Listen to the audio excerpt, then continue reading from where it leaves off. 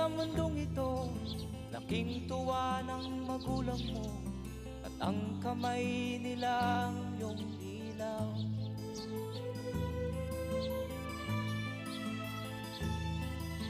At ang nanay at tatay mo'y di malaman ang gagawin, minamasdan pati pagtulog mo.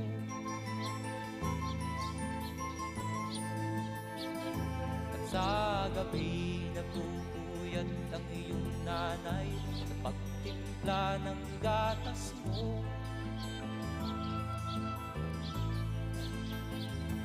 Sa umaga na may kalong ka ng iyong amang tuwang-tuwa sa'yo.